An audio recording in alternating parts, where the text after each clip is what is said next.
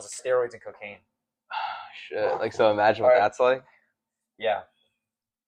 I feel like steroids and coke would be pretty crazy. I thought we'd know. Not that we know at all. At all, bro. We're innocent. Maybe one day. Angels of society. Okay. Bro. Throw that motherfucker back in there. Introduce yourself to me, Ayuni. Yeah, so my name is Ayuni Fox, guys. And who is Ayuni Fox? And, it's a deep question. You really ask somebody that, who are you? A lot of guys are probably just going to give you, a pretty basic answer like, oh, I'm Joe Schmo. I go to, whatever university, or I work at this job, I work at this place. But, it's a deep question. Like, who is this character? Who are you? But, surface level, I'm a 21-year-old student. I just graduated the University of Maryland. I'm a lifter. I'm a runner. I'm not a fighter, but I'm a grappler. I've been doing jiu-jitsu for about a year now. I'd say I'm just a, endurance hybrid athlete, but it's, more on the surface. Inner, I'm a man of God. Someone who likes to serve my church, serve my people. It's just, that's something about me. There's a lot more than that. What first got you into lifting? Damn. All right, well, first got me into lifting is it goes back to, like, when I was a kid. I used to try, all these sports. Like, my dad would always put me in, like, hockey, I think he started with, and then, like, soccer I did for, like, 2 years. And then he's like, all right. I kept quitting. I never wanted to, all I wanted to do was play video games all day, every day, just video games and, like, just rip ass, hang out. But I didn't want to, do any sports. I hated physical activity. I hated being forced to do something. I didn't want anybody to tell me what to do. Like, you have to go to practice. I would stick with it, but eventually it's like, all right, I get sick of that. Yeah. So, like, he's like, you literally quit, like, every single sport I put you into. We've wasted a lot of money. Like, money's going into this. But he's like, you're going to do something. And my dad is like, he's a good guy. He's a man's man. He's a classic guy. He's a guy who's in the military, So he wanted something for me. He's like, you're going to do something, no matter what. You're going to do something physical because, until you're 18. So he's like, we're going to do Taekwondo. Somehow he found that. And he's like, I'm going to sign up with you. So we both signed up for Taekwondo. We did that for like 10 months, fucking like chopping the blocks, like doing crazy ass, like, Hanato, set, crazy ass shit like that. And then I think that lasted like 8 months and I quit. I was like, Dad, I'm not going to Taekwondo anymore. I don't want to do this. And he's like, fuck, man. I don't even know these things. Like, I think he told me, he's like, dude, I literally thought, I was like, fuck, man, like, is my son really not going to do anything physical, like, ever in his life? Like, is this just the son I raised? And so he's like, we have 4 months left, because it was like a 1-year contract we signed. I signed the contract. And so we were locked in, but I was like, all right, I'm willing to compromise, Dad, because my dad's a personal trainer. He always was in the gym, like, training people, his clients. So I was like, Dad, I'll come to the gym with you, and you train me. Just train me. And for some reason, it's like, I wanted to go to the gym. It's like I was afraid to, take that step and say myself, just start going. But like deep down in my mind, I wanted a better body because, I was a kid who was like skinny, fat. I didn't look good. So I was like, obviously, in your mind, you want to look better. You want to build, that physique you see like in fucking Marvel movies and shit. Like, who doesn't want to look like that? I mean, maybe some fucking weirdo, but so I was like, I did want to go to the gym. So I was like, you know what? I'll compromise. Train me. I'll come to the gym with you, and we'll just see how it goes. And, he still had to pay like 4 months left of this like Taekwondo fucking contract. And so he's like, all right, we're going to go. And he just started bringing me to this gym in our area. And he started training me and working out. And, he was putting me through like athlete workouts. And that's basically how I got into the gym, like level 1. Yeah. But I had like friends who were also, I think I noticed, like, when did you start going?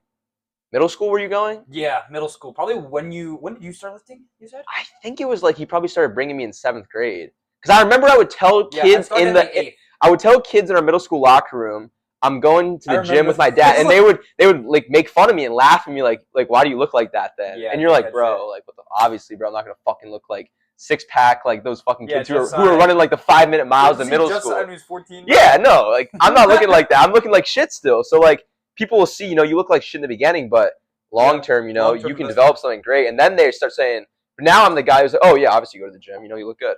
But it's like, back then I was going, but you don't reap any rewards in the beginning. You can't even you're not even proud of yourself to say I'm going to the gym because you don't have anything to show for it. Yeah. That's just how it is. So it's like silent. You have to be kind of silent for the first. Yeah. So I just didn't want to talk. I mean, the close people around me probably knew. And like, you know, I started seeing like you like go to the gym and other kids, so I stuck with it. And Yeah. that's basically how I started lifting. Then eventually, you know, I went off on my own, and I was like, Dad, I'm gonna start lifting with my friend Marco. Yeah. And then like we started lifting, Crazy, bro. and then we kind of fell off, and then like I just kept lifting. I just kept on with We it. still hung out though. We Yeah, just, no, we no, just stopped obviously. lifting together. Like gym, because I had wrestling. Well, COVID too, right? Yeah, COVID too. But It fucked up a lot. A huge part was when I started wrestling. Because I remember that's when we stopped having compatible times at Gold. Because I'd like lift like a fucking lunatic after. I'd like grab Ash and be like, Asher, come with me. You would lift before classes in high school at like 6 a.m. Yeah, that's even more. And then you'd go to classes, and then you'd do a full wrestling practice, and then you'd lift again, right? Yeah. Like, what the fuck? Dude, I'd do a morning lift, because Mr. Kellner was the high school coach. Yeah. So I became friends with him because I took the weight training class, and I do a morning lift. I do a morning lift before school because Mr. Kellner would let me in. Yeah. And then I do an afternoon lift during his class because I TA'd, but I didn't fucking TA. I just did abs and lower back. So I'd do like back extensions with 3 plates and superset it with like 90 pounds. I didn't even know they had TAs back then. You just finesse that? Dude, I finessed the fuck out of it. Okay, yeah. But I did that, and then after that, I'd go to wrestling, and then if I wanted an extra third workout of the day, dude, I was so overtraining. Yeah. I go to Gold Gym with Ash after wrestling. But it's crazy because like you say you were overtraining, but like back then, did you feel like you were overtrained?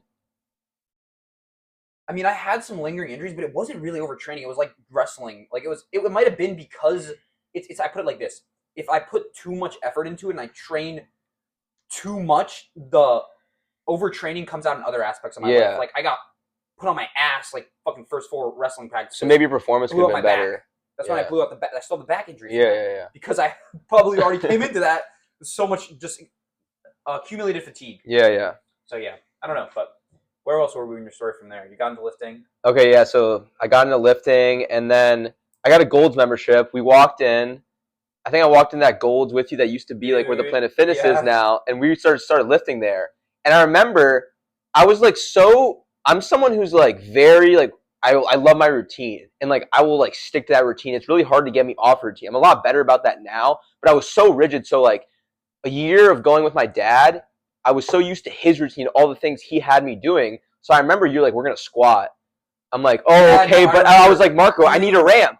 Marco, I need a shark pin on my back because I had this like, it was like my dad was like, oh, use the shark pin when you squat because like it's like this thing you put on the bar, this blue thing, and it like I don't even know if they have it. I don't see it anymore, but like you put it on the bar when it's like easier on your spine or something, your back. It's easier on your spine. I don't know why he had me doing that. I guess because maybe athletes, like young kids, will do that because it's less detrimental on their back, their spine. That makes sense, honestly. Yeah, because if you mess with that spine, dude, you can get a I actually understand. And then I was like, wrong. Yeah. You're gonna fuck. And I was like, Marco, I need to squat with this like slight elevated ramp because my dad taught me to squat on this ramp because I had like a foot alignment issue. So like they used to say like, oh, like they call me like waddle kid, like penguin kid, because I would walk like this, and I was always super insecure about that. Even to this day, sometimes I'll like look how I'm walking, but like it's a lot better now.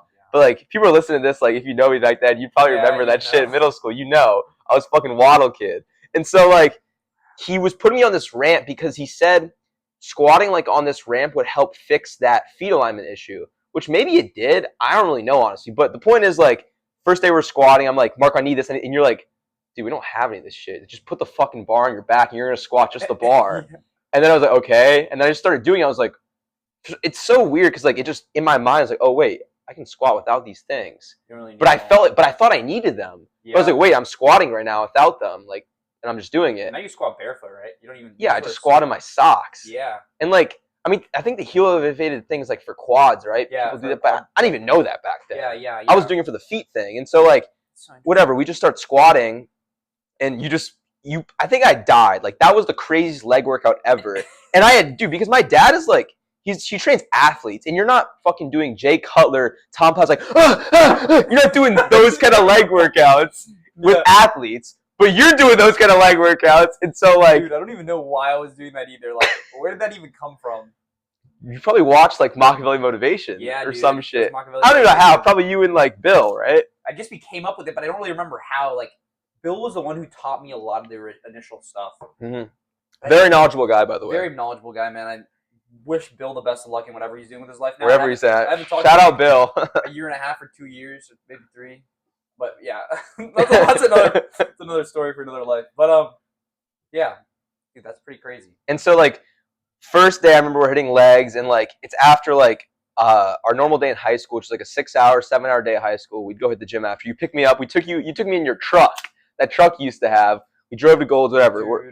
We're hitting this leg work, and I remember I had never even trained that hard in my life. And you told me, dude, we still have like half a workout to go. And I was like, I don't think I can do this. And I don't know what you said to me that you just basically forced me just to keep going. You just kept moving, and I just kept following, just dying. That's how it happens a lot, man. I just keep moving, and the people. So you have an urge. I have to go. Yeah. One time I went on. Like, remember the people hating you in the comments because I skipped people's sets. Yeah, dude. But I still followed, and I still kept up and got my sets done, but just at a different rate. But we were still going. Yes, but because I don't necessarily like. I will. Then there's a time where I will eventually wait for you to do your set, but it's like, if I create the tendency of you not to want to fall behind, you're gonna want to speed up, and you speed up naturally. So then we're at the same tempo. Does that make sense? Yeah. So my partner starts to match me at a point, and it's like it comes from competitive in that sense. Then you're like, boom, I gotta be there for the next set. You get on your set. No, because like you get on my ass. Yeah.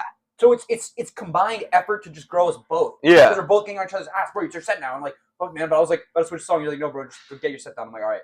And then you're screaming at me, and I'm not even listening to music. I'm listening to what we're doing now. Yeah. Beautiful thing. And so like, I just kept moving because like you'd get off the leg extension. I'm like, oh shit, it's my turn, and I just had to keep going because it was my turn. I can't just stand there. Maybe skip me a couple times if I don't know if I was ever like, I can't do it this set. Like, give me a second.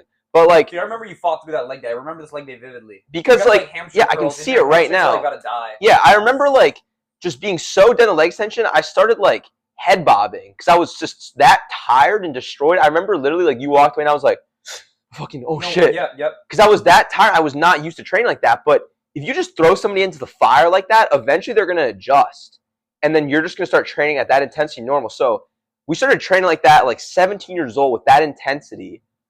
We're still doing this intensity now. Like, so fucking hard I'll be training. Like, I was really training with my friend today at Gold's, and I started screaming at him on the leg extension and making him do force reps. And after that, he's like, I've never trained legs like that in my life. And he's an in-shape kid. He's like a year into his journey.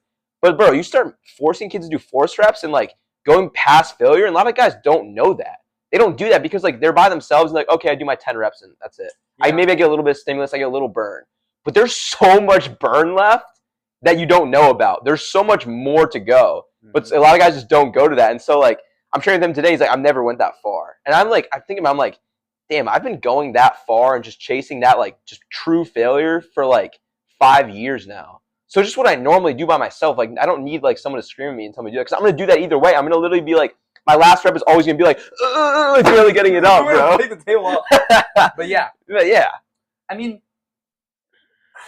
I think it also depends too, like, there's times to do that. Like right now I'm back into doing that fully, but when you're trying to prioritize more jiu-jitsu, or I'm sure if you're trying to prioritize more running, all right, I'm going to run today. I'm probably not going to fucking tear my hamstring on legs curls today, so yeah, you base it, but I'm going to take this motherfucker out. Already buzzes Bugs Bunny, bro. Gotta chill out. Shout out to Zins and Diet Coke, by the way, if you're listening, sponsor us. If you sponsor us, I'm going to die. I'm ready to get over Buzz's kill. But like that. Oh wait, no. So I'm like ADHD mastermind. I know. I'm feeling people listening. Like they're like, "Holy fuck, these kids are talking so fast. What are they even saying?" But like, you just gotta listen because there's value that comes from what we're saying. maybe not all the time, but like you can listen. You'll hear it. Yeah, you'll get something out of it.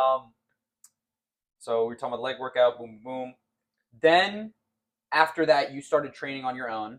Because was it because of COVID hit? I think I just went back to, it was just a gym called Team Eckerd. I had a membership there too. You still train there at this point, so you didn't go to Gold yet. Took a flow. I think I was only come to Gold's with you because my mom was also a member at Gold's, and I think I just started going back to Team Eckerd to lift on my own. And so I would come in on my own, and that was a big change for me because, like, you're going back. I left my dad. I'm not training with my dad anymore. I'm not training with Marco, you anymore. So I'm back training by myself, and that's a new journey itself because you're sending me, so you'd send me workout plans every day because I was like, send me your workout every single day. I need to do it. And I would text you every day. I would like, send that workout because I'm going to do it after school. I had those all written down in my notes. Yeah, dude. So you're boom, you send it. I'm like, fuck, this leg workout looks crazy. I'm like leaving like 7th period. I'm like, oh fuck, I'm going to go die. Those leg workouts were for people who are like roided up. 5 by like 2015, 12. But we were doing that at like 17 years old. And that's what I'm talking about. It builds where we're at now and how we can just like, people are always like, how the fuck are you training like this? I mean, it's just secondhand to me now. Second nature. And like, I don't give a fuck if you're like science-based lifting. You need to lift like, low volume and like it's better for you. Okay, maybe it is better for your gains, but it's not nearly as fun. And I know you're not getting that same enjoyment from your lifts because there's something about just killing yourself almost, like just dying in those sets and just having fun, and just like fuck the numbers. Like obviously, like, but back then I had OCD, so like still I was like I need to hit 20 reps. Yeah. But it's crazy volume though, so it's just like, but you're just having fun, just chasing like the death feeling of just that pump. Dude, that OCD transferred so far into life when I get the nicotine, and I do every time I touch nicotine, I had to do 21 rips because me and my other friends, when we were young, we made up these lucky numbers like 1, 2, 4, 7, 11, 21. Doesn't make any sense, but I still remember them all because it's the lucky numbers. And every time I'd rip nicotine, I either had to get 1, 2, 4, 7, 11 or 21. So I get to 11. If I didn't know if I did 11, I had to do 21 now. Yeah. Terrible tendencies, but it was that same idea of just like hyper fixating on the numbers, right? Yeah. But yeah, keep that range in mind. But you go out of the range, you go way low of the range. Like doing incline dumbbell press heavy because it was an opportunity to have those 110s there. And I don't usually have 110s in my gym, so I'm like, I got some sets of 4 reps. It's fine with me. It's not a big deal because I get I'm utilizing whatever I have at hand. Yeah. And I'll never touch those one. Like I might never be at a gym with 110s again for a little while. Yeah. I will be at another gym with fucking 150s one day, bro. 150s. But yeah. It's just making the most of the situation and like forget about everything else happening. What set are you on? What lift are you hitting? What exercise are you doing? I'm trying to maximize this moment of my life. Yeah. That's just the way you live. That's the way we probably both learned to live because of passion and like bringing intensity to what you're doing. So that's pretty cool. But I remember like back then, it's like we would do ranges too. I was just thinking about it. Like we do like it would say on the workout it'd be like 20, like 14, 7, 7. 5 failure. Mm-hmm. So that's like 6 sets of like 20, fucking 15 again, 10, and then like a 5, and then a failure set. So you're doing like 6 sets right there. And I made sure I hit those numbers because I'm by myself. But for some reason, I just had the OCD. Like I can't film Marco. He sent me this workout. He's doing the same workout. He already did it. I have to fucking catch him. Instantly go on and fucking Vegeta and Goku shit. Where it's like I'm fucking chasing this guy because like. I can't let him out. I'm a very competitive guy. Yes. And it's like, that competitiveness was, I first like think, when I look back at it, I learned that my competitiveness was in video games when I was a gamer because I literally wanted to be the best fucking gamer I could be, no matter how I was like fucking lose the sound. I mean, some people are full-time gamers, make a lot of money, whatever. But like, I literally wanted to be like the best 2K player. Like I played like my park with my friends. And I was like, I want to be so fucking good and I want to dominate these kids in my park. And dude, these kids are like just having fun playing. But I took that shit seriously. I'm like, I'm going to drop you off every single time we play against each other. I'm going to drop 21 in your head on 2K because I need to be that good. I want that pride. And I want people to be like, I want this guy on my team. Every time we'd run park together, like the 6 of us like playing against each other, it's like they'd always want me in their team. And I like that feeling because like they rely on me. They know I'm that guy who's going to fucking carry them to the win. Yeah. So it's like that competitive mindset. I don't want you to outdo me. So now we're in the gym and it's like, I need to hit his reps because he's doing these reps. What is he doing that I don't know about? I need to fucking do it. Yeah, because he's probably doing more, but I'm going to at least do what he's doing and maybe even go a little bit past that because maybe he's going past that too. We're the same person because I'm thinking that and then I'm like, at this point, I started training abs. But you're like chasing Bill and I'm chasing you and then, it's chasing me. I'm like, dude, like I was in a weird realm of my own though because like at this point, people got, Bill got a relationship and stuff, and he'd have his own time and his own things. But when I went home, people are getting the Bill right now. It's lit. Listen, when I went home, it was just more training. It was like I do abs. I had to do abs. There's a point where I did abs every single day. Yeah, that too. Yeah. But I do abs every other day. We do those Brendan Myers workouts. Oh my god. But I do like 4. Like, I tell everybody, you'd go do 3. I do 4. It was like mind games. Yes, it was almost like I didn't want to tell people what I was doing because I thought it was like the secret recipe. I cannot. But I'll tell you what I'm doing. The basis of what I'm doing. That bare minimum kind of thing. Yeah. What I'll do on a bad day. I'll tell you what I'll do on a bad day. So when I do it on a good day, I'm already out doing. But that bad day is my good day, and then I'm building the stamina to go past that, and then that's my good day. Then we're all just evolving. We're just fucking evolving, going absolutely ballistic in the gym. Just 2 like 17-year-olds, like no fucks given. We're just like we just wanted to lift. But like fuck, dude, that's powerful. Yeah, we just wanted to lift, but yeah. So then I'm lifting on my own, and then COVID happens, and then it's like I talk to you like, what are you gonna do? And you're like, I don't know what I'm gonna do to work out. but then you start lifting at Poppy's, and then I'm like, fuck, he's getting after it again. Wait. Poppy's my dad, and I'm yeah. Most people say like yeah, you gotta talk about most people say like puppy, or no, puppy. Yeah, that's how you say it. If you're like really like Hispanic, whatever. Yeah, like, puppy. Puppy. Like Puppy, that's how yeah. people, yeah. But I say it as like puppy, like a dog. So everybody thinks I'm talking about like a dog when I say puppy, but it's my dad. But my parents never taught me Spanish growing up. Yeah. So I say it in English way like puppy, like really fast. And it's like my dad speaks fast, so I'm just like, puppy, what's up? Puppy, what's up? What's up? he talks on the phone like, Mark, I'm here. I'll come to you. I'm gonna go do something. I gotta go text real quick. All right. It's like 5-second speech. He said like 40 words. I'm like, what the hell did my dad Yeah. say? But that's why I started speaking fast too. But And then we all talk fast. yeah, we're gonna get my dad on this podcast because his life we have to. is like literally the craziest stories you'll ever hear. Like shock your brain, blow up your brain. But yeah, a lot of knowledge and a lot of actually good, wholesome, like just great stuff. great guy, man. I love my dad. Shout out Poppy. Shout out Father's Day too. Yeah, shout out Father's Day tomorrow. It's gonna be. You made a good video about that today, by the way. That was a good ass video. I started crying during that video at some point. I had to like cut the clip. Yeah, I had to re-listen to that a couple times. I was like, shit. Fuck, like I like bit my teeth at a point to like not get emotional because it's like, dude, when you think about what a dad does for you, what our dads have done for us to like give up a lot of their, you give up. I was thinking about this on the beach, dude, because I got like a weird urge to want to have a kid.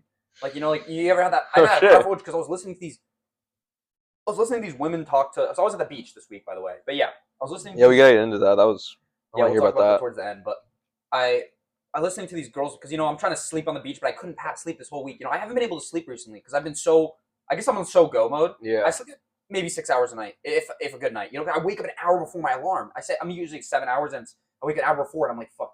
And I get up and I just want to start editing content. And posting. And you're up at like 5 a.m. I'm on go mode, like more than I ever was with school, which is weird. It's like when I get passionate about something, I'm really. But this is what you really want to be on go mode. What I really want to be on go mode for. So, yeah, I'm really pushing that content. But anyway, I'm sitting on the beach and I'm listening to these ladies behind me talk to their kids, and I'm like, I just started to value the idea of like, when you have a child, it's almost like there's many ways you can pass on the experience you have in your life, right? I can be like. I can make content, I can make all these things, and I try to teach people the lessons I've been through so they don't have to go through them. I try to show them experiences I've been through so they don't have to go through them. But when you have a kid, whatever, daughter, son, when you have a kid, you are passing on every little experience you've ever had in your life and every piece of knowledge to a new person, and it's almost like they're inheriting everything you could be, and you want to make them even more than you are. And I felt that power just when I was like listening to these people talk to these kids, because like, they're showing them basic things, and the kids are like doing the most basic things on the beach, and the parents are trying to help them, and I'm like, I really want to like pass on that experience to someone through content too, but through experience of life and through having a kid too. Like that's so powerful. Yeah. And I think about like my dad. I'm on the run. Today. I'm thinking about my dad. Like he has given me so much experience, all of his experience, and what he wants out of me is to have me even go further with it and take his knowledge to another level and live a life that's like he did even more than I could do with mine. And he made every mistake he made. I was able to, maybe I had the same mistakes, but I was able to take his mistakes and live a better life than he could live, and also live the best life I can live and make the most out of every day I have, because that's what your dad gives you, the opportunity. So it's powerful. You can listen to that speech on like, probably up on my TikTok. Everything, yeah. Yeah, whatever. It's a misinformation, but it's on all my platforms. So yeah. Father's Day. Hope every father out there enjoys, and I hope more important, what my message was trying to be with that is that the children understand that to respect your parent and to love your parent is not just to say Happy Father's Day and bring them, you bring them a treat or whatever. Like those tangible gifts, that's not really what it's all about. It's about living every day to the fullest and maximizing the intangibles, the opportunities, the lessons they give you, utilizing all those things to live a better life than your parent lived, and that you can live the best life you can with the opportunity you have. So yeah. So why'd you want to have? What made you want to have a kid? You said that you can pass on all of your experience to someone. It's almost like they take. It's the nature of humanity, I guess, too, to like take on knowledge and build upon it. And I see that so much in children, and it's like it's such a beautiful thing. It is. I never had felt that powerful urge until I saw all these kids at the beach just playing and being so wholesome and fun. And it's like. People create restrictions on kids. You can't do this. You can't. Don't go there. Don't do this. Don't do that. Don't do that. And I'm like, the way my dad grew me up was never like, don't do this, Marco. Don't do that. Like he gave me suggestions. Maybe you shouldn't do this, but he let me live and let me take his knowledge and live my life with that knowledge to the best of my ability. So it's beautiful, like raising up a kid and just like watch them grow, but then also like, you're like you're creating a person, because they're going to see what you do and the things you say to them, and that's going to model their character. That's who they're going to be, and it's such a beautiful thing because that's your kid. That's you basically in a way. You're It's like that's what it is. yeah, and so it's a beautiful thing. And so like, I mean, I've always wanted kids. It's funny because like I've always like will joke around like, yeah, I want like 2 sons, a daughter, like big family. I'm a family man. I like that. And like it's weird though because ever since I was like even just a boy in middle school, I used to just daydream sometimes and be like, damn, it'd be so nice to have a son. Fucking like 17-year-old, 14-year-old thinking like that. That's kind of weird, but it's like it's abnormal a little bit. Like why are you thinking about it? But I look back and I'm like, I just always just have this urge. It's like I wanna have, somebody that I can just like help and just like raise them up. And it's so just amazing just to like be able to build this person and just like help them through life and just like, raise somebody. It's so awesome. And like I've always wanted that because maybe like I just want to, be able to give my son or give my kids the life that maybe I never had, and just be able to show them all the great things that I feel like I've learned. And it's just like, you want to be able to just raise this guy up with you, and like watch him grow. And it's I don't know, it's something I've always wanted. Yeah, it almost feels like a duty to pass on your dad's and your mom's and your parents, Exactly. and your family's knowledge. Like it's just that continued growth through a family. I mean, I think it's human nature. It's human nature. A man's nature. But you lose touch with that with all the external things going on now and like all the stimulation. That's what I was gonna ask you. I was like, what do you think about like people nowadays? A lot of people are like, I don't want to have kids. I do not want to have a kid. I think a lot of, not like to, fuck it. I mean, a lot of girls I see, like, I don't want to have a kid. No kids. Or like some guys are even like, I don't want to have a kid. That's not in this world. I don't want to raise a kid in this world. What do you think about that? Yeah, I think about that too, but I also think that in this, you see a lot of the negatives in this. Yeah. Especially like when you see social media, like they promote the negatives. Everybody talks about negatives because we talked about this. Like negatives are almost it's stronger and it's more it creates a larger conversation when you bring up negative things. Like, everything sucks. Like, this all sucks. You never look at positives, but the negatives are just, everybody teams up on the negatives because it's hard to agree on a lot of positives. It's so easy to talk about the negatives. It's so easy to have a group think about it where everyone's agreeing on the negatives. But I do think too, like, if you look at all the benefits we have now of like so much knowledge, like we have so much knowledge at hand compared to our parents and like all the older generations. Like, to have a kid now, you can teach them so much more. I mean, you have to be wary because there's so much negative stuff out there for them to get to, but that has to do with nurturing them the right way, I think. And I think learning to nurture the right way is also part of learning everything in life. So yeah, and I think the only way, people are like, this world is doomed, this world is fucked. So would you rather give up, or would you rather at least make an effort to make this world better? How do you make this world better? By raising the good people that will make this world better. By being a good parent, by being, someone who's there for your kid. By just creating these good people that will affect society in a positive way, that's going to make the world better. If everyone can come together and just be like, we're going to raise, our kids the best we can. We're going to be there for them. Not everybody has that ability, but it's like, at least try. Because that's the only way the world's going to improve. You got to try. You got to try. You can't just give up and be like, no. Can't give up on hope, bro. Yeah, hope is always there, man. Hope's all you really have at the end of the day. So. It is. All right, where were we with your story? Because I feel like we talked about you for a long time. We should finish it, but yeah, I mean, so in like a gym sense, we're just talking about that, but it's like wherever we started working out, and then COVID hits. And then I'm like, what are you doing? You're like, I'm working at my dad's house. And I'm like, I got to find a way to work out. Because I can't let him get ahead of me. And I got to get my shit. Because at that point, I've already developed a little bit of that, like, I'm already chasing it. I'm in love with it. But it's like, I got to keep going because I still look like shit. And you sent me physique pics, dude. Yeah. It was during COVID. I would literally, there's like lighting over there in a mirror. I would take pictures and like 20 pictures. And I would send them to you like every single time. I'd have my dad take the pictures of me. And just like posing a little skinny fat kid with a little bit of muscle. You could see it at that point a little bit. But I was taking these pictures. What did you say? Dude, something I always wanted to talk to Jim about was how he thought about me. As like, how was I, because he's like, I'm another 17, 16-year-old. And Jim's my dad, by the way. Jim's Ayuni's dad, yes. How would he think about like our because it was almost like I had a mentor relationship. We're the same age. Yeah. You know what I mean? So to me, that was always like, why would you trust this random kid? I don't know. I literally don't understand it. I've talked to him about it, and like he kind of just says like, I was just happy to see you like passionate and getting after and like growing, and like he had no problem with that because like, damn, that's all he wanted, because I quit everything. I quit every sport growing up. I was never, the varsity athlete. I was never the star athlete. I was never any athlete. So he's like, holy shit, he's finally found something that he actually wants, and he doesn't even complain about it. He really wants this. I'm like, he's probably like, damn, like he found it. This is it. And he really loves this thing. So he basically just said, once I saw that, I just knew I had to let you go. And kind of just let you just do it. Do it for yourself and just like find you through, your passion. So we're working out in the basement and I'm like, my mom had a bench somehow from Gold's Gym. I don't know how she got a Gold's Gym bench and like some dumbbells. And my dad's a personal trainer, so he does know how to train. So we would meet up during COVID. He'd come to my basement.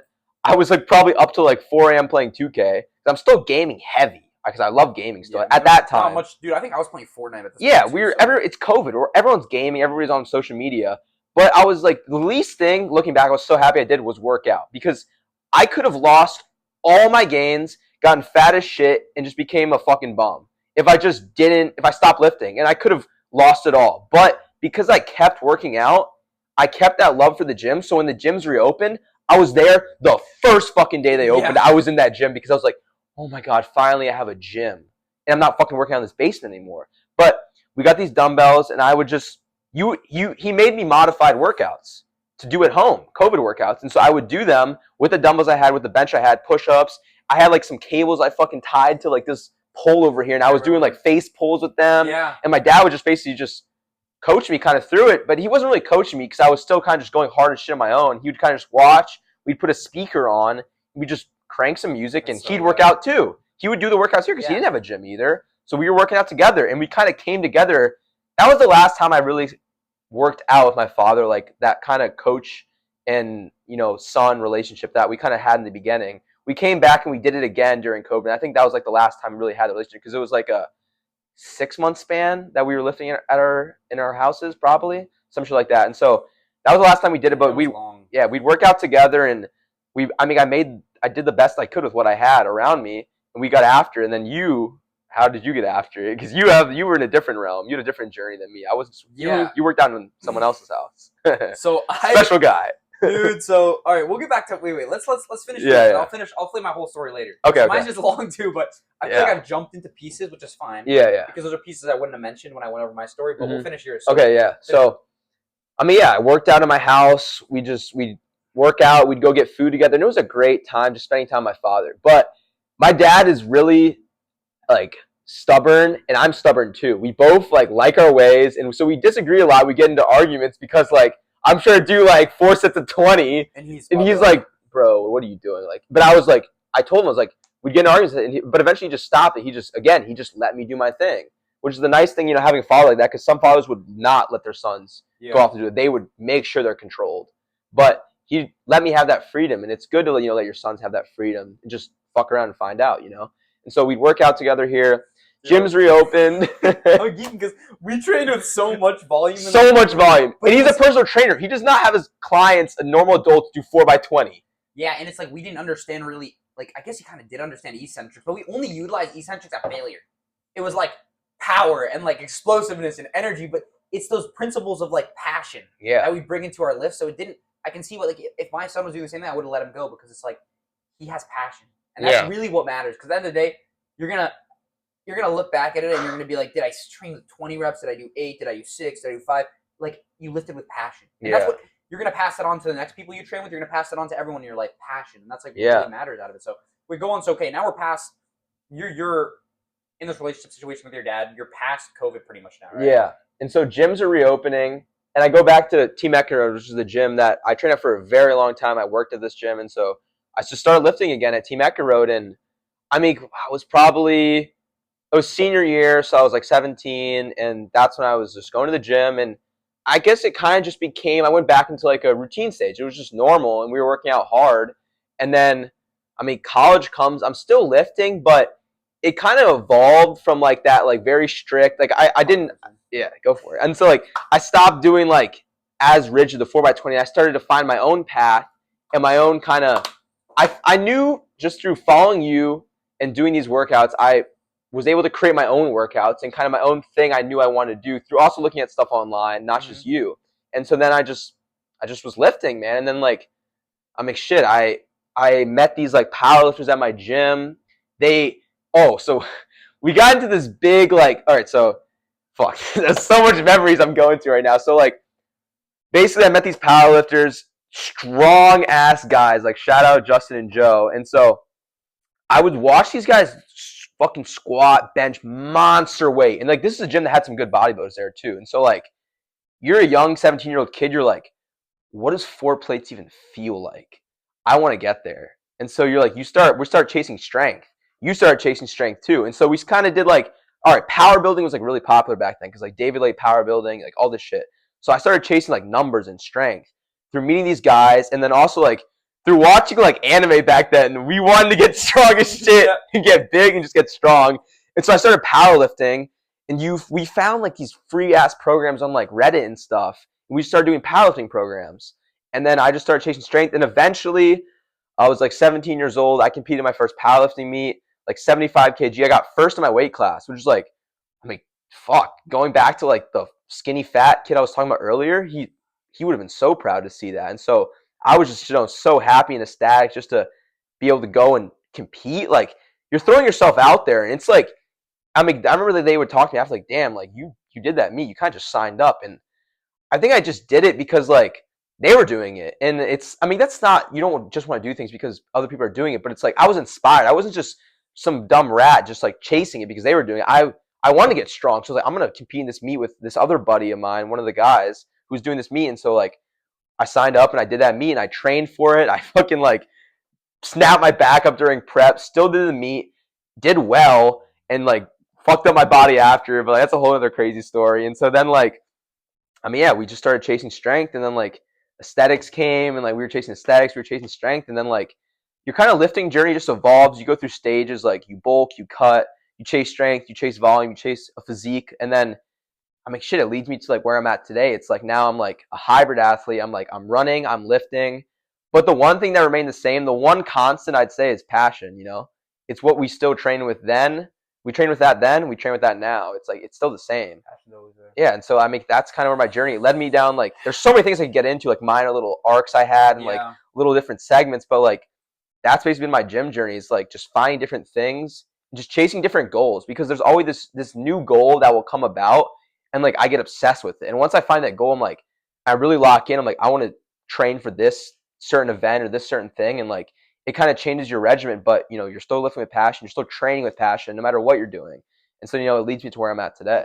So you did your first, yeah. So talking about achievements in that, you did your first marathon, and now your next upcoming plan. Yeah, so 2024, I did the Marine Corps Marathon. I did 4 hours and 1 minute, like 9-minute pace. I thought that was pretty good. I was just running, and so like I went on this. I was just talking to a friend about it. I got up to 200 pounds nighttime weight last spring. I was 200 pounds. It was spring semester of college last time, and then I was like, all right, I look really fucking big, but like fat, and I don't really like the way I look again. And you go through these bulks and your cuts, like dirty bulks. I have crazy pictures going back where like I look disgusting, but like you go through these stages, and then like eventually you want to cut.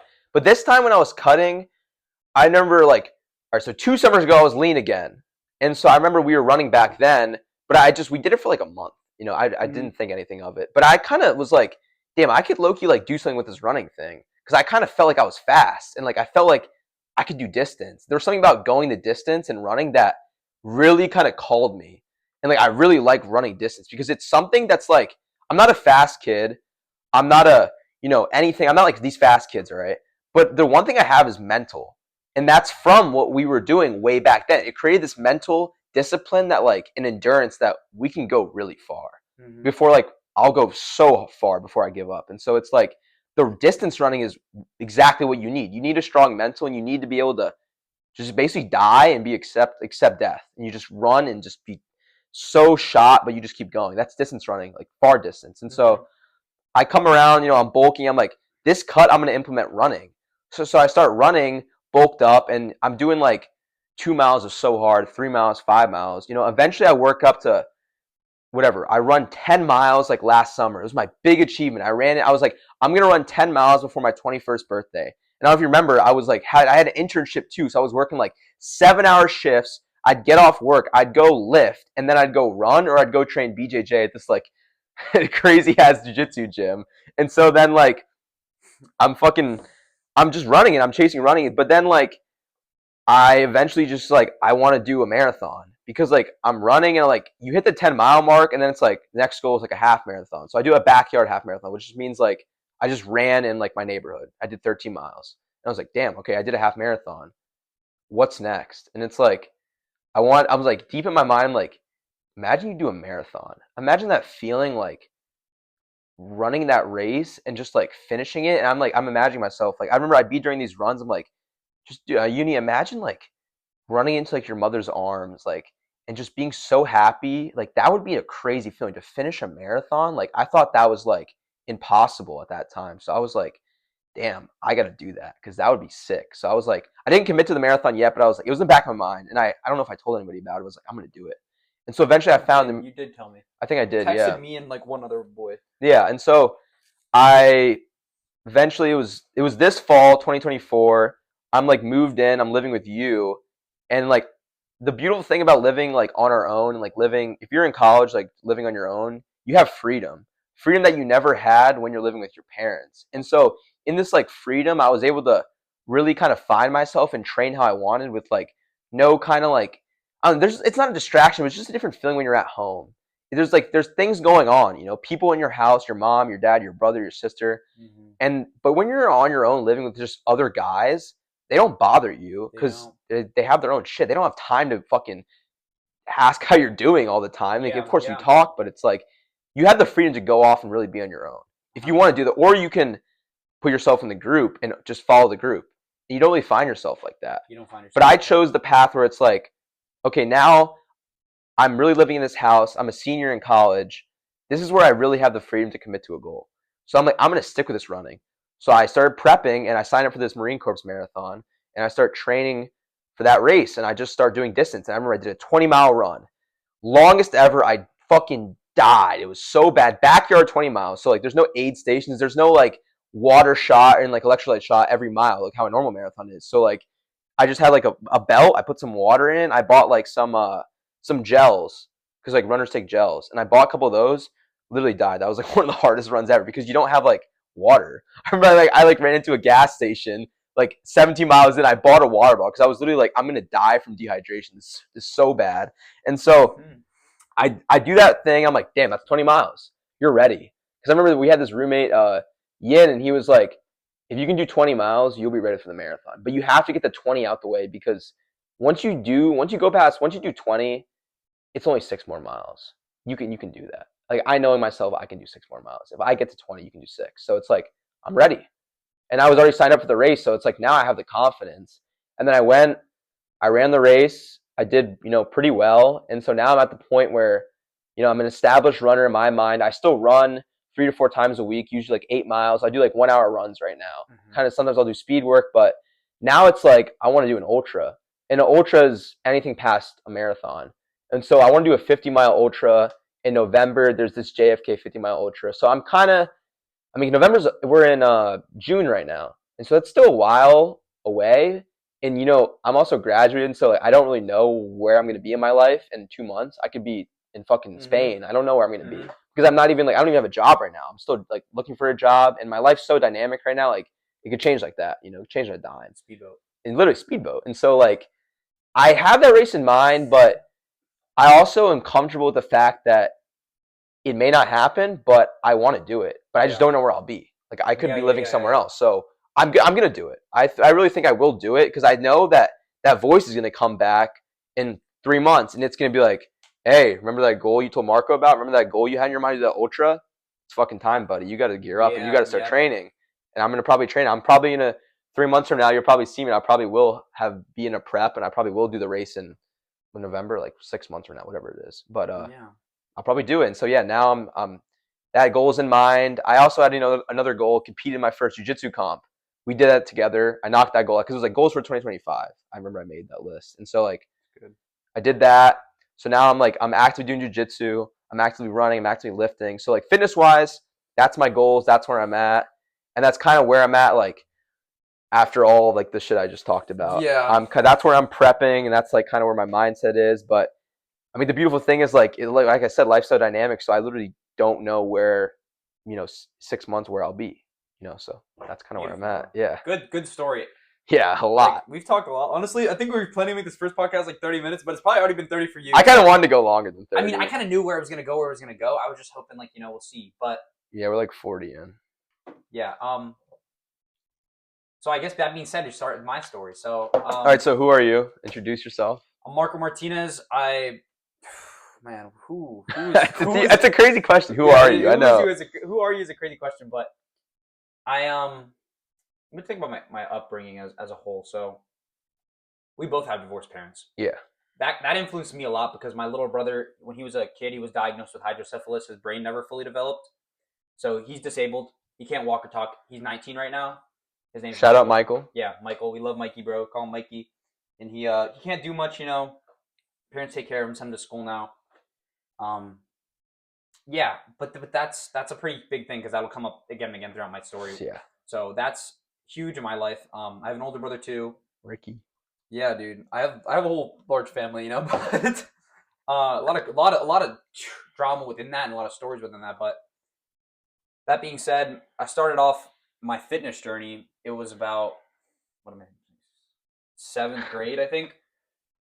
I think it was 7th grade. My friend Charlie told me. So the story's pretty messy. So my friend Charlie told me we got to get big chests, dude. Like I don't know what the deal was with it, but we wanted big chests. Like to just have big chests is all mattered. But you were an athlete at the time, right? I think You were I was hooping. playing basketball. Yeah, you were So I hooper. started with basketball. Basketball was like I got really obsessed with basketball. I met this kid named Carlos. Carlos Garman, dude, amazing person. Like literally taught me so many lessons and so many experiences through my life. Like Shout out Carlos. yeah, man. dude, I love Carlos. I'm always gonna love Carlos, and it's always gonna be like a brother to me. If he ever we've talked, stuff, but like I'm gonna want to reach out to him soon, and like have a re-meet with him because it's been years. But Shit, get him on. get Carlos on the pod. That'd be lit. That would be lit. That would be lit. But so he got me through basketball. He was just. This is really where the motivation probably started for me. Yeah, that's what I'm saying. You gotta get into that.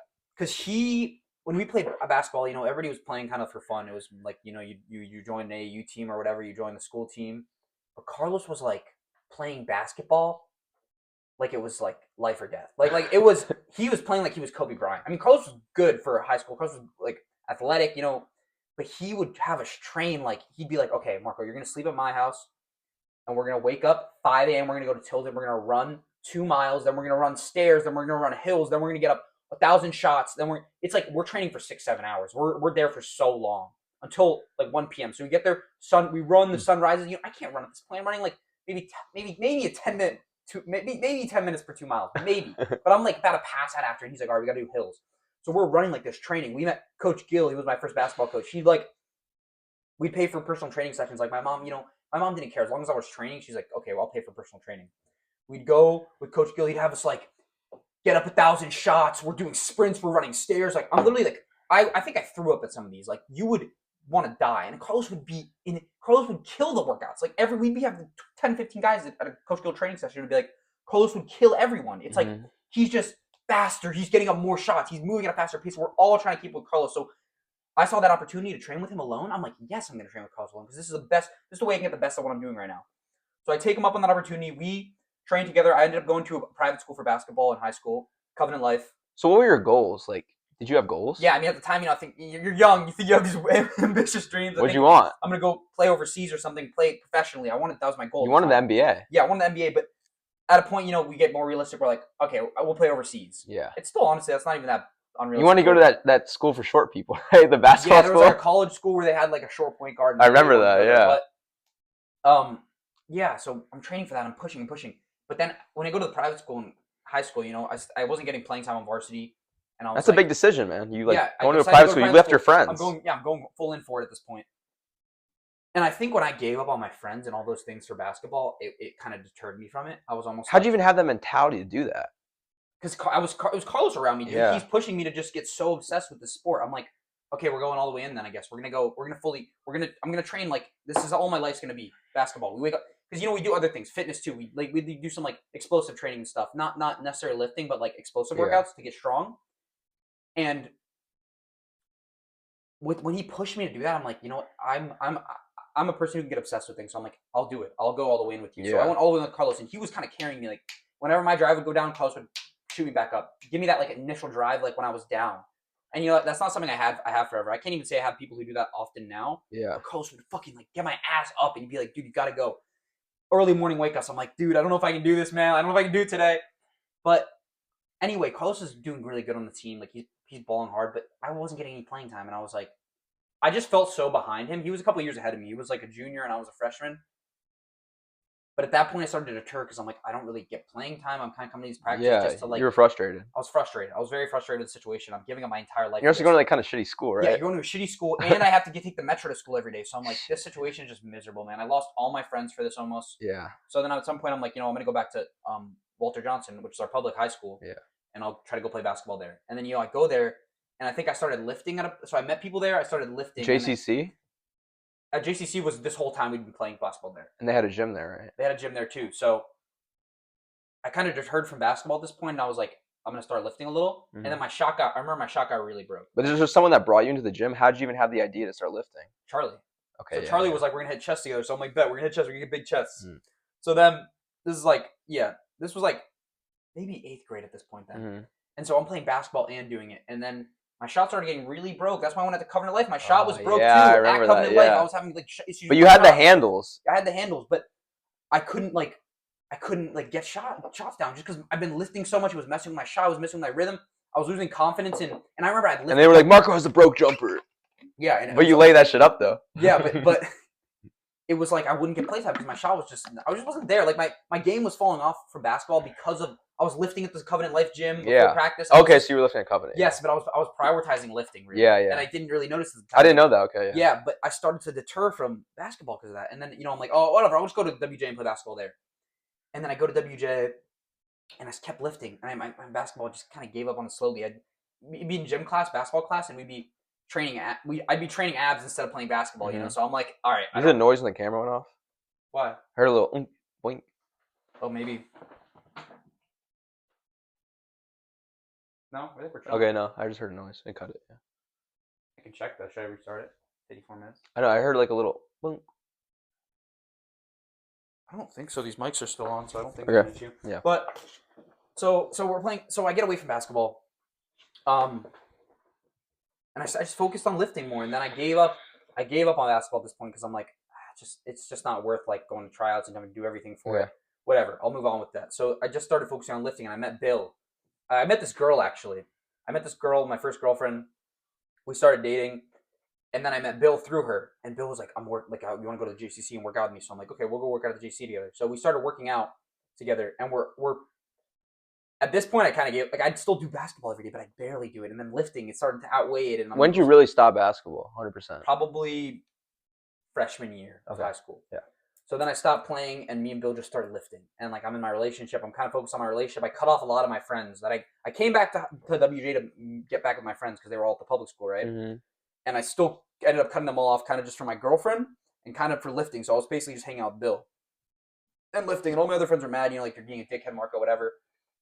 And then it was really Bill and you.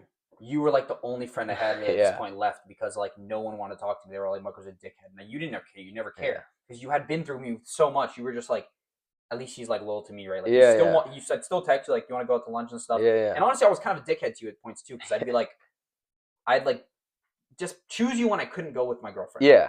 So it was. But that's normal, back then. It was. I mean, you were respectful in the sense because I guess you just wanted to hang out with me too, and be around me. So then, relationship goes on. I keep lifting. We break up, and at this point, it's pretty much. Where is this like time period wise? Sophomore year. Okay. Because you came back to WJ in the spring. I came back to WJ in the spring, and then I dated her. We had that math class together. I dated her until sophomore year. Okay. And then we things ended at some point. And at this point, I'm just so motivated to get Jack because Bill had a hot girlfriend at the time. So I'm like kind of pissed. I'm like, dude, Bill's living this dream life. He's better body than me. Like, he's smart. He was smart, man. He was like taking he was smart. AP Bio, AP Chem. I remember, and I'm like, dude, I gotta like up my game. So for me, it was like, I'll go all into lifting because I can't be smart. I didn't think at this point I could be smart. I'm an idiot. I'm like, there's no way I can be smart. It's crazy for like now. But yeah. We'll talk about that later. But at this point, I'm like, okay, I'll just go lifting. So I get strong. I get jacked, and then me and Bill kept lifting up to a point, but then I think we stopped lifting when I started wrestling. So I started wrestling, and me and Bill really couldn't lift anymore. We'd start lifting in the mornings together in like Mr. Kellner's gym because he was also friends with the high school gym teacher. So Mr. Kellner would let us in the gym in the morning and have us lift. Honestly, dopest guy. I hope Mr. Kellner's doing well, dude. That guy was amazing. Shout out Kellner. And I have a question though. So because I think people are gonna want to hear this. It's like how and when did you really start choosing, like prioritizing yourself? Because you said like I started prioritizing myself and lifting, and like I really wanted to just get me. Oh, when my girlfriend broke up with me. Okay. So she broke up with me, and then I was like, at the time you want like to make her jealous and things. So you Yeah, want to yeah. get super jacked, and I want to look like a supermodel so I can make her jealous. Yeah. You literally want to turn to like Jeff Side, Olympia prep. Yeah. So I'm like, I'm gonna get so fit. And then that lasts for a little bit, but like you hear things about what she's doing and stuff, and it's like I can't really care about this girl anymore, like the way I used to. Feelings fade after a while. There's a point when you're in a relationship and you're so in love with a girl, you don't. I never thought my feelings were gonna fade, so I'm like, whatever. My only goal is to make her jealous, sort of. Yeah. But eventually, you get over that hump, and then I just started pretty much purely lifting, and then my friend was like, "Dude, you're so jacked, you gotta wrestle." Joseph, he was like, "You gotta try wrestling at least," and I'm like, you know what? Okay. If I'm strong, maybe it'll be easy. I'll go try wrestling. I thought it was going to be easy. I thought it was going to be strong, be able to throw everyone around. I didn't realize how technical of a sport wrestling is when you look at it at the highest levels. But at the time, just go high school wrestling. I'm just going to throw everyone around. So I show up, and I kind of get my ass whooped. Like, there's basic things. You learn how to take a shot. You learn how to take a basic shot. And it's like, I can't take a shot. Like, how do you do this? Like, I remember first wrestle-offs we had, I didn't know how to take a shot. And Hassan, our other boy. Shout out Hassan. He's in the bathroom teaching me how to shoot a double leg. And I'm like, all right, I kind of get it. I kind of get it a little bit. So I go out. I get a double leg on like one of the younger guys. I take him down. I win my first match. I'm like, oh my God, how did I win? I don't even know how to wrestle. So then I have my first wrestle off against a guy he'd been wrestling for about a year, and he's athletic. Liam, yeah, and he's good. I should not have beat this guy. I knew I shouldn't have beat him. But I can't believe you fucking beat him after that. I wanted to win so bad. There was one move I had learned at this point. Yeah. The bow and arrow cradle, where you I shove my head into their rib cage, and I put my right hand between their legs, and I put my other hand over their head, and I squeeze them together, literally brute strength. And I use my neck and my arms to just squeeze them until I cradle them and then turn them over and pin them. So I think at some point he took a bad shot, and I just sprawled and just grabbed him and squeezed him, and I got the pin, and I was like, dude, how did I beat you? But either way, now I'm wrestling 170, right? Mm-hmm. And Joseph wanted to cut. So I'm like, okay, I'll cut down. If Joseph wants to cut down, this is like probably first match I had, and I'm like, Liam's a good wrestler. He deserves to wrestle on varsity. He shouldn't be on JV. Like, it was a shame for this guy to be on JV. So I'm like, okay. Joseph wanted to cut down to 145, and I'm like, okay, I'll cut to 152. I was wrestling 160, actually. So I'm like, okay, I'll cut to 152, but cutting to 160, I was 170 around the time I started wrestling. So I had to cut to 160, and then to get to 160, Joseph, probably 3 days before our next match, decides, like, hey, Marco, I'm going to cut. You're going to cut with me. And I'm like, okay. Why'd you, want to, follow him, or why'd you just go? Because I believed Liam deserved to wrestle. You said it, yeah. And I thought having that other person there to push me too would make the cut. I thought the cut would be a journey worthwhile. Yeah, and you'd have him with you. But I thought getting down to 152 would just be something in its own sense. Not even about the wrestling, winning the match, or whatever. I just thought that perseverance to have to lose the weight and have to suffer and have to get drenched, and we skipped class to lose weight. We did all these things. I thought to do that would be worth it in its own sense. So I did it. I lose the weight. And then where am I with this? I just spaced out, obviously. So you losing the weight, you go to 150. Yeah, I die. I weigh in, dude. Literally. All right, so you were saying you would do some crazy shit to lose that weight. Yeah, I did. So we would do water fast. So we'd chug water. I think we'd chug 3 gallons of water the week up to it, and then going in your car too. Yeah. And then listen, we chug these 3 gallons of water in practice. So you're washing out all your sodium, everything, and I'm probably eating literally lettuce wraps. I think I just eat a lettuce wrap burger a night, and then I eat a jar of peanut butter. It was the weirdest diet ever. It doesn't really make any sense, okay? Yeah. But I'd eat no carbs. So then the day before the match, you touch nothing, and I sleep with I got my dad to get me 3 heaters, and I put the heaters next to my bed, and I just sit with 3 layers on the heaters, and I'm just dying. And then I do an Epsom salt bath hot. So I have Epsom salt, and I'm just laying in the bath hot, just drenched, just making it as hot as possible, steaming, just burning and losing weight. And then the day of the match, so I haven't drank any water at this point. I'm in class. I remember I almost failed algebra. I got an A in algebra 2 the first semester, and then the teacher in second was like, "Are you okay, Marco? What are you doing? Why are you you just don't seem engaged anymore? You went from being this good student to now you're just you don't care about the class at all." And I'm like, it's because I was so brain dead. Yeah. From wrestling, I was dude, I did not care about anything mentally. I'm literally 0 brain cells, just laying in class, falling asleep, waking up, falling asleep, waking up, literally probably terrible for my brain to do that. But we get through that, and then I had my wrestling season. I kept lifting this whole time. I'm lifting in the morning. I'm lifting in gym class. I'm lifting at night. So I'm lifting my whole life at this point is training. All I cared about was training. And then COVID happens, and me and Joseph were going to wrestle at this club off season. I was like, this is where I'm going to get better because I was wrestling with one of like the state champs at the time at the club. He was my partner the first day at the club. The second day at the club, he was my partner too. So we're wrestling, and I'm like, he's kicking my ass because Joseph was good, but he was not state champ level. This guy's my weight class, state champ. He's just whooping me, and I'm like, dude, this is where I need to be. But then COVID happens, and I can't train anymore. Yeah. So I'm like, all right, I'll just lift at home. I'll lift at home. And then one of my friends, Ash, who started going. So Ash is pretty famous right now. I'd say he's a YouTuber. Well, he was TikTok first, then he was a YouTuber, and now he's a streamer. God bless Ash, man. Love the kid, amazing person, and we still keep in touch. So he told me, like, Marco, make a gym skit. I think it started that. He's like, he had a gym skit idea, and he's like, dude, you're like Jack. Why don't you just make this gym skit? It's gonna be funny. So I made one, and it was like me bench pressing, and then I'm like, when your friend puts your balls in his face while he's spotting you, bro, what the fuck are you doing, man? Why are you putting your balls in my face? I remember that. Funny video. This got posted by like House of Highlights. Yeah. Dude, it blew up. Yeah, House of Highlights, but that's a big ass. Everyone knows House of Highlights. Yeah. Dude, I can't believe they posted that. I can't believe it either. It's fucking crazy. But they posted that video, and I'm like, boom, I start blowing up on TikTok. So I'm blowing up with this gym content, and I think I started like leveling out at like 30K, and I'm like, you know what? I saw some dude make a thirst trap, and I'm like, dude, this guy's not as shredded as me. I can do better than him. So then I made a thirst trap, like crazy lighting. Like I had used all the hacks. I used down lighting. I used up lighting. Like I was playing all the tricks, and I started blowing up with thirst traps. I copy like the trending thirst trappers, like fucking Vinny Hacker, like these guys. So I got up to like over 200,000 followers on TikTok. Instagram, I was over 10K at the time, and then I got to a point with this. I got a girlfriend. I got a life, So then I'm like, I can't, like, you feel guilt when you're a girlfriend. I'm still making thirst traps. I was kind of being a slimy fuck. Yeah. So I'm like, we're gonna stop this. So I kind of also the problem was my content started to level out because if I kept making just flat thirst traps, they'd blow up sometimes. But it's like the character I'm giving up to make just straight thirst traps is like.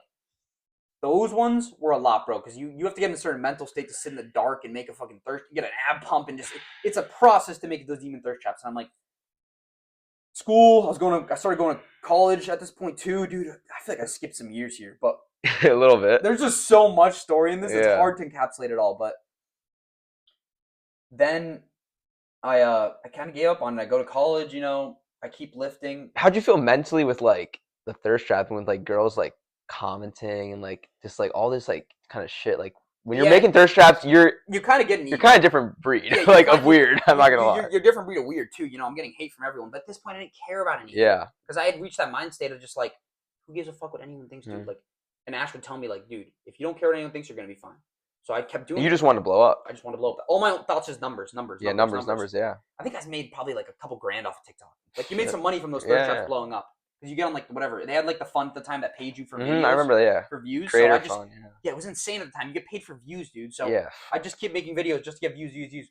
And then you get like, it starts to distort who you are really. And I'm like, you know what? I don't really want to just have my whole life based off this weird social media realm where I wasn't even showing my character. I was afraid to talk to the camera. I was afraid to do any of this. Like stuff, the content I do now is so different. Like I talk a lot. Yeah. I still do some like just side shirtless. Like, it's good though. Yeah. Because that's still me to a degree. Yeah. Not to that degree of the demonic thirst trap. Like slut. Like I'm not that's not me in my truest realm. So I'm like, okay, we're gonna stop with that. Making sure these mics are still on somehow. I'm like, I'm gonna stop with that, and we go to college. You're at community college. I'm at community college. We're both at the same community college. We're both at the same community college, and I grinded my ass off in school, dude. At this point, because I'm like. But remember earlier you said I never thought I could be that smart guy. I never thought I could be that smart guy, but my goal was, at the point, I was like, okay. My parents were like, "What do you want to do at school?" So I'm like, I guess I'll go into nutrition because growing up, my little brother, my parents would always argue about what are they going to feed him, and he never had a say in it. And I'm like, they should. Their parents, my mom would feed him something else, my dad would feed him something else. So I'm like, I should know. They should know what they feed him, and it should be unified. There's a sense of there's a right here. There's not two sides to it. There should be something they're feeding him generally. Like I don't think there's a spectrum on this. I think there's a right answer. So I was like, I'll go into nutrition. So I grind my ass off in all these college courses just so I can go into Maryland and become a nutrition major and help my little brother. And you're doing online school at the time, so you're still lifting, right? I'm still lifting. And so I do that, and then I take the changing point for me in my like educational journey was when I took organic chemistry because all of my other classes at this point had been online or Biology, I had a cool teacher, so he helped me through the process. And then online, you kind of bullshit your way through school. It's not real school. Yeah. And it's all bullshit. Yeah, everybody knows what's online. Yeah. So my first class in person, organic chemistry. I'm like, dude, I don't understand chemistry. I bullshitted my way through the classes online. So then I'm like, all right, organic chemistry, I'm gonna lock in. So I lock in so hard. Like, you knew I was at this point. Lift and study 8 hours a day, 12 hours a day. Yeah. All day studying. This is during summer. So everybody's having fun. I'm just studying. And I'm like, dude, I got an A and I got like a 99. Highest in my class by far. And I'm like, I can really do this. Like, I can do really what I put my mind to. Because you hear people say you can do this, you can do that, but until you've done it yourself, you don't understand the value that you can actually literally do anything if you apply it. Yeah. So I do that, and then at this point, I transferred to Maryland, and I'm like, I think nutrition enough for me. It's not enough. Nutrition on its own is not enough for me. I have to do something even harder. So I go into biochemistry. I changed my major, and the same mindset went into this now because I'm like, okay, my goal now bigger. I'm gonna become a neurosurgeon. I'm gonna help my little brother. I'm gonna like solve his brain issues. All these crazy goals now. I'm like, they're back because now I have the belief. So we go into nutrition. We go into biochemistry at Maryland, and I grinded my ass through school, and eventually, fast forwarding, you get that. I'm gonna come back in some of my other journeys along this way, but Yeah. I got the degree. I got the biochemistry degree. I ended up staying an extra year to do the MCAT, to get a philosophy minor. Philosophy minor changed my life. Beautiful. I learned so much about thinking, about rationalizing stuff, about analyzing arguments, about just life. You learn life through philosophy. I met so many professors who just gave me a profound view of life. Yeah. So at this point, I'm like, I studied for the MCAT 5 months in, and I'm like, I don't really think I want to go to med school anymore. I don't think I want to be this neurosurgeon. Because I know where I'm going in my life. I get consumed. As you can hear up to this point, I've gotten consumed with a lot of my journeys. Yeah. I'm going to get consumed with this, and I don't want that life. Because even you had told me, Mark, but there's like, it's almost like there's a dark cloud around you. You don't care about anything else. It's like my life. I started to almost become a nihilist. A nihilist? A nihilist. Like, I didn't see any value in life. I saw there was no point in anything. Yeah. And I just hyper-fixated on this ideal. And you kind of accepted your fate. I accepted my fate, and I didn't care about anything in life. Yeah, you were just like, fuck it. I started to think life didn't have any point to it. So then I'm like, my mindset's corrupted because of this. I can't go down this path. So you get the degree, and now I came back into fitness because it's like, what was around my life that whole time? Fitness. And I started doing jujitsu. And jujitsu was a place where I had been doing drugs in college. I'd been partying. I'd been doing all this stuff. And I was like, I shouldn't feel like I need to do drugs to be me. And I felt like I had to do drugs to be who I was. Like, it was like almost like I created a person that was like partying, drugs, and you got to look good, and you got to look good for girls, and you got to act good for girls. I don't know. You got to do all this stuff for other people, external factors. Yeah. And I'm like, I'm never gonna have happiness in life if I do this. I'm never gonna have a life well lived if I just live this fake life. But I started jujitsu, and I started to find something again that was like I started at the beginning. You're nothing when you start jujitsu. Yeah. You get strangled by a 15-year-old girl. Yeah. You're like, what's happening? Like, it's almost like your life is broken down. You're where? What am I? Am I real? Like, you literally feel like a kid again. Yeah. It's like you restart from base. But then through jujitsu, I learned to, because the way my gym worked was you have to go through a beginner program, and you don't get to go live. All you do is technique, and you have to learn the techniques, and you have to test the techniques. And through that, I became friends with people at the gym. Yeah, I started to make friends, and I'm like, I value this. I value speaking to people, not under the influence of anything. I like life. Like I started to like life again. I stopped doing drugs. I stopped doing all that. So then I'm like, through that, I started to realize, through that combined effort with school absorbing my life, I started to realize, like, I know I don't want to go to med school right now. I took the MCAT, I finished that up, I got a good score, 513. Right now, I finished like a 3.8 GPA, amazing college student, especially with one of the hardest majors, biochemistry. And I realized, like, at the end of the day, all I want to do is just make people's lives better and help people. And I think the way I can do that too is through the basis I built 8 years of foundation on lifting. Yeah. So now I'm lifting. I did a couple of jiu-jitsu competitions because I love jiu-jitsu. I got my back injury, came back. I got in high school, one of my first practices, I got slammed on my back, and they don't teach you how to break fall in high school. Yeah. One of the most basic foundations of any grappling art, you should learn how to break fall, but they never taught me that. So I'm wrestling up because I'm in that weight class that's in between a couple. So I wrestled with the 200-pound seniors. Just slammed me on my ass. All that weight went straight into my back. I got a back injury. I wrestled through it, but then I lifted, and then when I came back to jiu-jitsu, my back injury kind of reawakened, and I was training every day jiu-jitsu. I was obsessed with it. Yeah. My mindset went into it. So then I'm like, let me take a break from jiu-jitsu And during that break, one of our roommates started posting on social media, and I'm like, you know what? yeah. I should go back to this. I should go back to this because the lifting has always been the foundation of my person. I can spread knowledge through that. So I go back to lifting. I still got some jiu-jitsu tournaments in. I got my first blue belt tournament. I got silver in my weight class. You know, good, man. First blue belt tournament. There's a lot of people who are like borderline purple belts there.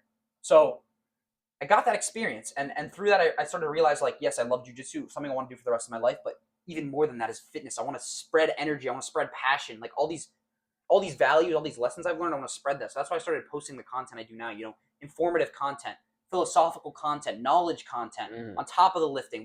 What's because you see the rep ranges online. You see you should do this workout, you should do that workout. But I post some of that stuff too. But at the same time, the more valuable stuff is the mental side that comes from lifting.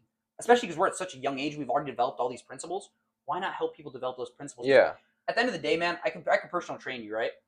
But you're not going to remember in 5-10 years. You're not going to remember the numbers we did, the sets we did. You're going to remember the energy I gave you through that. Yeah. You're going to remember the lessons I taught you, the foundation, the principles, all those things I taught you through lifting. So that's why I'm back into this content making stuff. So yeah, that thing started. You know, now we're here. We started this podcast because we both have that foundation of knowledge we want to spread to people. Yeah, it's like I think we both kind of found ourselves. It's like we know who we are, and like you were saying, like you're with your content you're posting now, but like you're you. That's really you because you're not the thirst trapping guy wasn't you. Now you're like posting this stuff, and that's really you. And like when people are like themselves, that content speaks loud, like really loud. It's like it has a speaker on it compared to like when you put your phone not on speaker. It's really just like true, and you can see when someone's like passionate and really not bullshitting about it. And like that's what your content is now compared to what it was back then. Yeah, it's just like it's great, dude. It's great to see how we've come this far. You know, it's yeah. What are we naming? I mean, we don't even have a name for the podcast fully yet. But if you watch this and you want to inspire us with a name, let us know. But we'll think of something fun too. There's a lot of possibilities and names that we were talking about. Yeah. But like, yeah, I mean, yeah, we're gonna think of something. But I mean, is there anything else in this you think I should mention? I mean, that's like two of our stories that we both kind of like sped through. But like, there's a lot more to go. There's a lot of things we didn't talk about, like stuff that happened and like little things, and big things. If people ask about them, we'll answer them in the next podcast. So we'll write down because this one was kind of I said to Ayuni, we're gonna come in, we're gonna explain our stories, we're gonna say who we are, we're gonna act like we don't know each other. Yeah. Literally from doing this, dude, I learned like even if we don't get any views, nothing happens. I learned more about you and like you're my best friend. We've grown up together forever, and it's literally. Like it almost feels like I'm reliving what we went through, and I'm learning more. It's actually really nice. I'm not gonna lie. It's pretty cool to talk about it. And I thought about that on my way here. I'm like, even just this podcast, it's just learning more about you. Too. So we both grow through this as people, and we get to take our knowledge and take the little bits from it and analyze each other and expand each other through it. So it's beautiful. It's gonna be a beautiful process. This podcast is gonna be awesome, bro. Sit down and do a podcast with like your close friend, man. Just talk to each other because we could talk for hours. We could talk for hours. So much to talk about, but it's like sit down and film it, and then you kind of. We're gonna listen to this back like later on our own. We're probably like, holy shit, what the fuck? But like, it's cool though, and it's like it's something that like it also just growing our own minds. It's like growing our own like just the way we think and like being able to talk to each other like this is like it's mentally like stimulating and it's good for you. You learn how to speak about yourself in front of a camera. Like it's a good skill you have. Yeah, man. All right, so are we done with the episode? I think so. Episode 1 closed, guys. Hope you enjoyed it. We're gonna drop more content. Let us know what you want from us too, but we're gonna keep doing these podcasts. Yeah, shoot us like comments, questions, like anything you want to hear. Like just ask shit because we're gonna come back and like do another one. We have ideas. We have infinite. Ideas. There's so much shit we can talk about. This is like baby idea right now. Either way, we're doing it. But let us know what you want and have a good Father's Day tomorrow, guys. Have a wonderful Father's Day. Just really be appreciative and just be present. Be present in the moment. Yeah. Have a good day, guys. Take care. Take care.